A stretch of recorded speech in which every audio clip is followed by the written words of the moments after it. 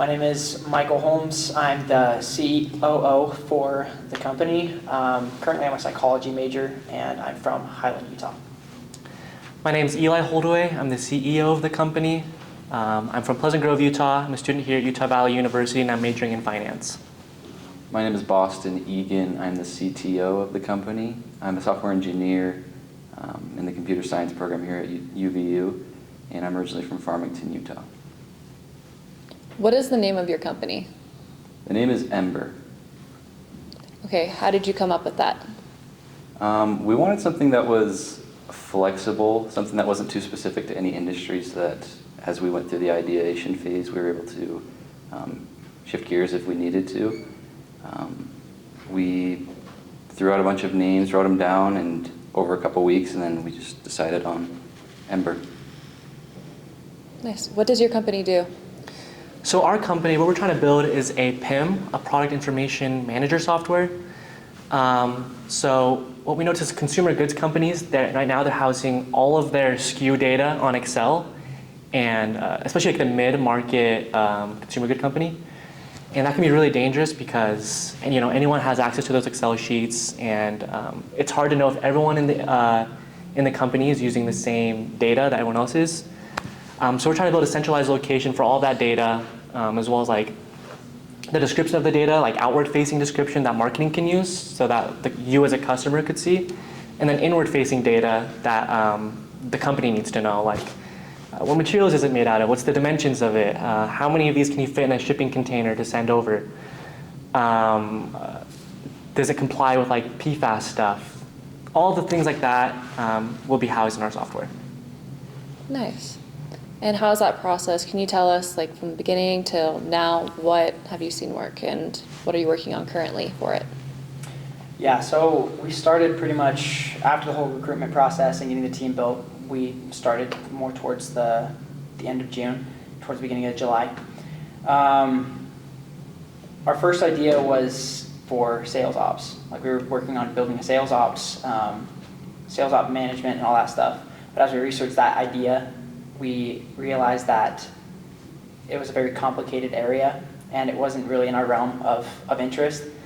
And just as we talked to different mentors and different people who were in the industries that we were interested in,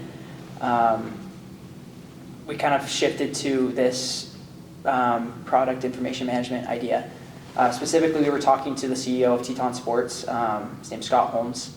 He was kind of the leading person in helping us develop this idea because we're in really close relations with him.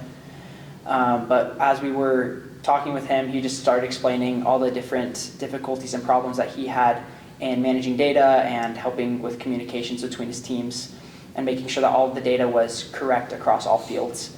And so as we were talking to him about that, and as we discussed it between us, that's just what we decided to shift our idea to. So pretty much towards the end of July, that's kind of when we did our pivot. We flipped our idea to the PIM software. And just since then, that's what we've been working on and visiting businesses and talking to other entrepreneurs and CEOs to validate our idea. So with the process and everything, what is your ultimate goal here? I mean, obviously to build a successful company, right? Make sure this goes past Sandbox. I think that's everyone's end goal. But for us, our short-term goals right now are we all want to be able to get paid and work on this full-time by December. So right now we're trying to nail down exactly what contract sizing looks like. We're going out in the field trying to sell our MVP product. We feel like we're in a position where we're ready to do that. And since we're partnered with Teton Sports, we're trying to get them onboarded and get their data migrated over to our platform. So, yeah. Yeah, I don't think any of us are really like in it for the grade. I think it goes way past just the whole classroom setting. Like this is what we want our future to look like, How has Sandbox helped you with your business so far? Yeah, well, I mean, obviously super helpful. I remember a couple years ago, that's when I got super interested in entrepreneurism, being around the Wolverine Fund and like all these other VC places I've been interned at. And I just got really bit in the butt of like, I got the entrepreneur bug, right? And I just wanted to start something. So that's when I reached out to Michael. I'm like, hey, we just need to start anything. Like, let's have like a service company where we can go out, like clean keyboards at companies and try to just do anything. And a couple months of thinking of ideas for that, I learned about Sandbox. And I'm like, man, this could really jumpstart what I'm trying to do with my life. I didn't see myself in this position until I was probably in my early 30s. Because that's when you see most entrepreneurs starting their tech startup, was like early 30s. Like that's what most founders I talk to, right? And so this is just really putting me in this position where I feel like, man, I can do something right now, and I don't have to wait, 6 years at a desk job finding like what I need to do later in life, if that makes sense. Yeah, it does. So what are some of the key takeaways that you've had because of Sandbox? Yeah, I think for all of us, from an education standpoint, it's just been the way we've been able to see that the best way to learn is by doing. I think that each of us, from actually getting out in the field and doing things that are useful, what we think is useful, we've learned so much, and it's just been a great experience. We've been going for 4 months. We've already learned a ton. Another thing is that it's a lot of work. We maybe thought that we could have been farther along by this point, but or maybe we didn't think we could be as far. It's hard to gauge. It's just a lot of work, and it was hard to know what to expect coming into it. What is your marketing strategy? Good question. So right now we're trying to have all of our hands in a bunch of different baskets. We want to follow as many leads as we can to see which ones are the most profitable or the most fruitful. So right now what me and Eli have been doing is we've just been going to different consumer goods companies just around this area. We walk in and ask to do some market research, and we just talk to people to figure out what the demand for our product is. So it's just kind of cold calls. Also with some of our mentors, we've been getting warm leads from them, like within Teton Sports, because they know a lot of the outdoor retailers that have similar business structures that they do. And then just recently we've been looking into going to trade shows, trying to get into trade shows and talk to as many people there as we can. So really it's just try to make this as public as possible in as many different ways as we possibly can. How is your product different than other products? Yeah, that's a great question. So a lot of other PIM softwares, well, let me backtrack. When we first started thinking about this idea, Scott Holmes was explaining to us that they've been looking at a PIM software for a long time, but the position that they're at in their company, they can't afford any of the companies that are offering it. A lot of these PIM softwares are geared towards like big enterprise level companies that can afford $25,000 contracts plus additions for extra users and extra products and extra features, right? And so the average middle market consumer goods companies can't afford that.